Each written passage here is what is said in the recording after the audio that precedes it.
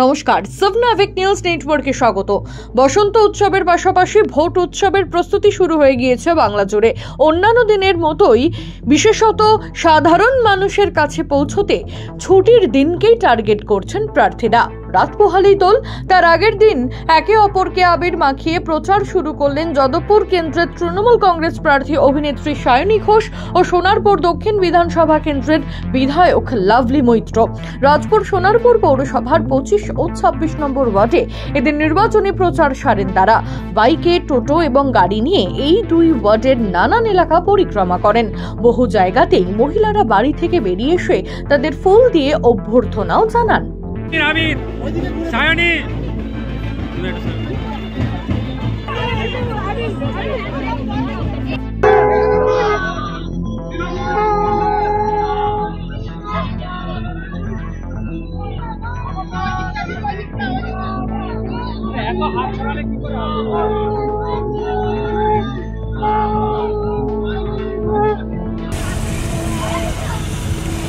দাঁড়িয়ে যাও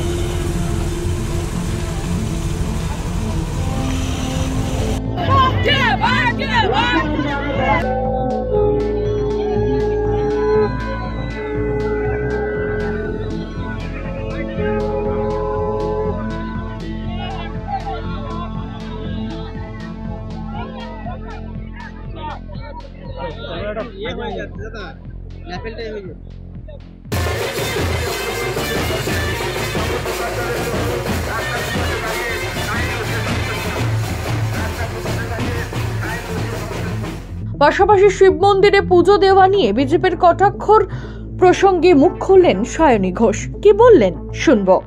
বিজেপি কটাক্ষই করবে, কটাক্ষ ছাড়া বিজেপির কিছু করার নেই। প্রচারও করছেন না, মানুষের সাড়াও পাচ্ছেন না। গোটা ইলেকশন সিজনে কিছু তো করতে হবে, তাই কটাক্ষ করছেন। আমি প্রচার করছি, ওরা কটাক্ষ করছে। বিজেপির বক্তব্য, আপনি জিতলে খালি যাদবপুরের মানুষ টিকটক দেখতে পাবে, এটার উন্নয়ন হবে না। এটা যাদবপুরের মানুষের উপর ছেড়ে দিই না। যাদবপুরের মানুষ সায়নী ঘোষকে 3 বছর দেখেছেন এবং 3 বছর বিজেপির যিনি প্রার্থী ছিলেন অনির্বাণ বাবু, উনি কোথায় থাকেন, তাকে কোথায় পাওয়া যায়, তিনি কতবার পশ্চিমবঙ্গের রাস্তায় হেঁটেছেন, যাদবপুরের লোকালিটিতে হেঁটেছেন। পশ্চিমবঙ্গের মানুষ বা যাদবপুরের মানুষ অনির্বাণ বাবুকে ততটা দেখেনি, তার 100 গুণ বেশি সায়নী ঘোষকে দেখেছে। আপনাদের কেমন মনে হচ্ছে? স্বতঃস্ফূর্ত সারা, মমতাদির জন্য সমর্থন। বিধায়ক সংগঠন যারা রয়েছে তারা প্রত্যেকে 24 ঘন্টা কাজ করে। বিজেপির মতো ভোট পাখি আমরা নই যে ভোটের আগে এসে ভোট চাই এবং তারপর তোমার দেখা নাই। চম্পাহাটি থেকে পায়ে হেঁটে এই দিন প্রচার করতে দেখা গেল যাদবপুর লোকসভা কেন্দ্রের সিপিআইএম প্রার্থী সৃজন ব্যানার্জিকে। পথ চলতি মানুষদের সঙ্গে হাত মেলান তিনি। রাস্তার পাশে একাধিক দোকানে গিয়ে ভোট প্রার্থনাও করেন।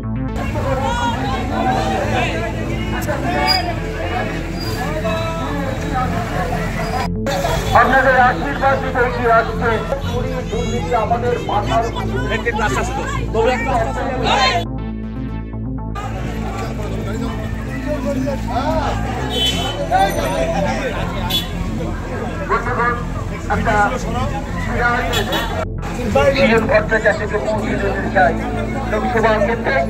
উত্তরে চম্পাহাটি, কালিকাপুর আমাদের পুরনো এলাকা।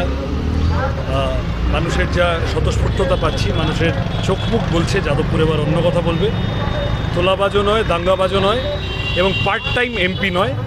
যাদবপুর সক্রিয়, দায়িত্বশীল। যাদবপুর, সোনারপুর, বারুইপুর, টালিগঞ্জকে সব থেকে বেশি, ভাঙড়কে সব থেকে বেশি হাতের তালুর মতো চেনে লাল ঝান্ডা। সেই লাল ঝান্ডা এবার ওড়াতে বদ্ধপরিকর যাদবপুর। তৃণমূল প্রার্থী সায়নী ঘোষ গতকাল শিব মন্দিরে পুজো দিয়ে প্রচার শুরু করেছে। সেটা নিয়ে আবার অনির্বাণ গাঙ্গুলি বলেছে যে আপনি শিব মন্দিরে গেলে অপবিত্র হবে। মানে কি বলবেন, এই একে অপরকে কটাক্ষ এবং এই মন্দিরে পুজো দিয়ে শেষ রক্ষা করতে পারবে? 1 নম্বর হলো, এগুলো রাজনীতির ইস্যুই হওয়া উচিত। এই কারণেই আমরা বলছি ভুল এজেন্ডা থেকে মূল এজেন্ডায় ফিরুন। পেট্রোল, ডিজেল, রান্নার গ্যাসের দাম, চাকরি, স্কুল, কলেজ, হাসপাতাল, মেট্রো, রেল স্টেশন, পানীয় জল, নিকাশি ব্যবস্থা, এইগুলো নিয়ে রাজনীতি করুন। যিনি যা মানেন না সেটা ভোটে জেতার জন্য হঠাৎ করতে শুরু করলে যেমন চোখে লাগবে, আবার ওটাকে কেন্দ্র করে কেউ একটা ঝগড়াঝাটি বাঁধানোর চেষ্টা করলো, কেউ একটা টোন কেটে দিল, টিটকিরি মেরে দিল, যে কথার সাথে, যে বিষয়ের সাথে রাজনীতির বিপুল সম্পর্কই নেই বিশেষ, সেটাকে রাজনীতির ইস্যু বানানোর চেষ্টা হলে আসলে রুজি রুটির কথা পিছনে চলে যায়। আমরা রুজি রুটির কথাকে সামনে নিয়ে আসার জন্য লড়াই করছি। এলাকায় তো প্রচার করছেন, মানুষের ডিমান্ড কিছু করছে, মানে আপনি যদি হ্যাঁ, ফসলের দাম সংক্রান্ত কতগুলো বিষয় আছে, রোজের টাকা বাড়ানোর প্রশ্ন আছে, স্কুলগুলোর অবস্থা খারাপ, বিভিন্ন প্রকল্প সব মিলিয়ে ছাত্র ড্রপ আউট বাড়ছে, মিড ডে মিলের কতগুলো গোলমাল আছে। আর এছাড়া ওভারঅল ধরুন বারুইপুর থেকে গড়িয়ার ট্রেনের একটা প্রশ্ন আছে, বা বারুইপুরকে অ্যাজ আ হোল বামপন্থীদের সময় চেষ্টা হয়েছিল জেলা সদর বানানো, সেইটা হলে কি হতো তার একটা মানুষের মধ্যে উৎসুক্য আছে। তৃণমূল এসে গোলমাল করে দিয়েছে।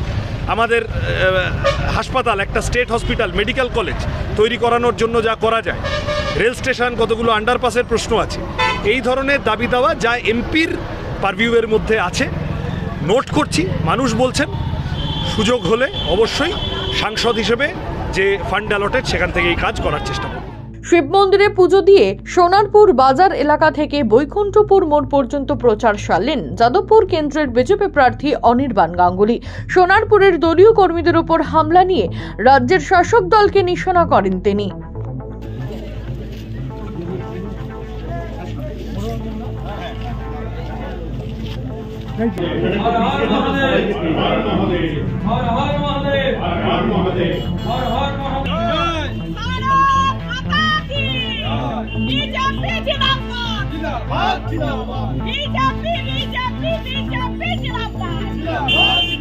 বিভিন্ন জায়গায় এই জিনিস হচ্ছে। ঘাটালে গতকাল একজন কর্মী, আমাদের কার্যকর্তাকে মেরে ফেলা হয়েছে। 9 ঘন্টা ধরে পুলিশ এফআইআর নেয়নি।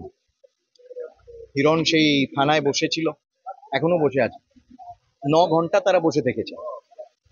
এই জিনিস হচ্ছে, সেই জন্যে এইখানেও এফআইআর নেয়নি, তাই না? এখানেও এফআইআর, আমাদের জেলা সভাপতি গেছিলেন, এখানেও এফআইআর নেয়নি। আমাদের ইলেকশন কমিশনের দ্বারস্থ হতে হবে যে একেবারে local administration, local law enforcing agency তারা পুরোপুরি বায়াসড।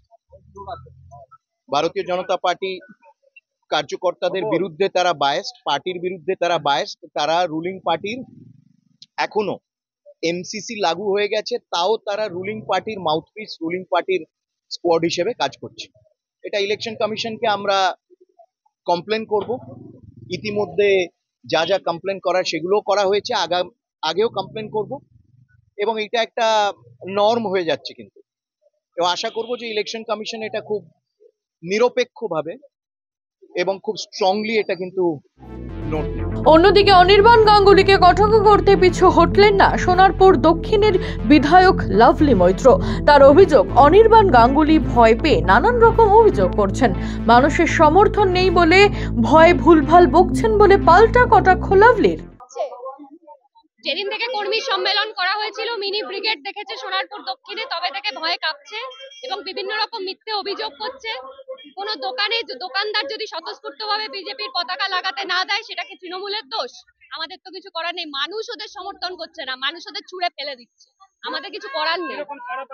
দেখতে পাচ্ছ তো, তোমরাই তো দেখতে পাচ্ছ মানুষ কিভাবে সমর্থন করছে। দক্ষিণ 24 পরগনা থেকে মামুনি রায়, সাবনাভিক নিউজ। লোকসভা নির্বাচনের সমস্ত আপডেট জানতে লাইক করে সাবস্ক্রাইব করুন সাবনাভিক নিউজ। সেই সঙ্গে বেল বাটন প্রেস করতে ভুলবেন না। আপনাদের একটা সাবস্ক্রিপশন আমাদের জন্য অত্যন্ত মূল্যবান। জয় হিন্দ।